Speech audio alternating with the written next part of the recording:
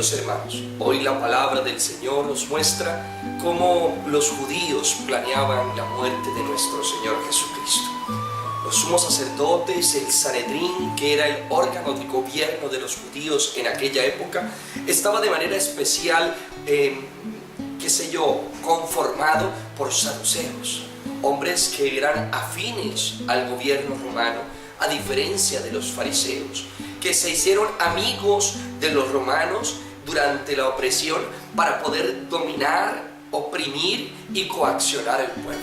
Por eso tienen miedo de que la gente empiece a seguir a Jesús como Mesías y entonces los romanos reaccionen de manera inadecuada y logren atacar al pueblo de Israel, a los judíos. Le interesaban eran ellos mismos. No le interesaba el mensaje de Jesús. Ni siquiera le habían prestado atención porque Jesús no hablaba de una liberación desde la perspectiva revolucionaria, no hablaba de una liberación desde la perspectiva material, no hablaba de liberación desde la perspectiva política o militar. ¡Qué error cuando algunos toman el Evangelio y lo hacen acomodarse como si fuera de una u otra manera una enseñanza política o militar! Jesús no habla de eso, habla de la liberación del alma, de la liberación del corazón, de la liberación de las conciencias, para preocuparme por el hermano, para amar al hermano, para servir a aquel que lo necesita. Jesús está hablando de otro tipo de revoluciones, pero estos hombres no estaban interesados en ver qué era lo que enseñaba Jesús, en escuchar qué era lo que enseñaba Jesús, sino interesados en ellos mismos. Por eso aquel sumo sacerdote dice, conviene que uno muere para que todo el pueblo se salve. La mentalidad del mundo, la mentalidad de estos hombres es, el hombre no vale, no tiene valores, uno no vale, ¿qué importa uno? A diferencia de Jesús. Jesús deja las 99 ovejas por una, porque una sola persona vale, un solo ser humano vale. Cuán necesaria esta enseñanza en nuestra época, cuando se nos olvida la necesidad de la defensa de la vida, cuando se nos olvida la necesidad de la defensa del más necesitado, cuando se nos olvida la necesidad de la defensa del débil. ¿Cuántos hermanitos viven en las calles de nuestras ciudades y son tratados como invisibles, mal llamados desechables, como si una persona pudiera ser desechable? No nos preocupa aquel que sufre.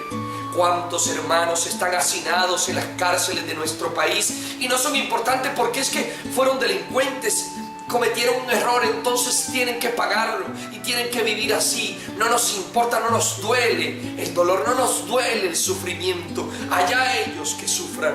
Mientras el dolor no nos toque a nosotros, no nos toque a nuestra familia, no nos importa el otro, no nos importa el hermano. Por eso aquel hombre dice, a nosotros solo nos interesamos nosotros, nos van a coger los romanos, nos van a afectar, pues que muera este. Sin importarle cuál es la enseñanza que hace, que es una enseñanza todo lo contrario a lo que ellos dicen, una enseñanza de amor, de caridad, de decir, el otro importa, el enfermo importa, el niño importa, el inválido importa, aquel que está débil importa, aquel que tiene una limitación importa. En el pueblo de Israel los niños no eran tomados en cuenta, el valioso era el anciano. Por eso Jesús, cuando los apóstoles están apartando y como queriendo que no se acerque, dice, dejad que los niños vengan a mí, estos son importantes. El que no se haga como un niño no entrará al reino de los cielos. Cuando los enfermos se acercaban, aquellos leprosos se acercaban, les ponían unas campanas. Ellos no podían acercarse al poblado, no podían acercarse a una persona sana. Es más, mediante la ley les capacitaba de si un leproso se acercaba a un sano, aquella persona que estuviera sana podía matarlo a pedradas. Y aquellos que se acercan con ese temor y temblor a pedirle sanidad a Jesús, Jesús los levanta, los restaura y dice, ustedes son valiosos. Regala la sanidad sobre aquel que está impuro, sobre aquel que está rechazado, sobre aquel que no tiene valor para esta sociedad. Jesús nos enseña que todos tenemos valor y dignidad.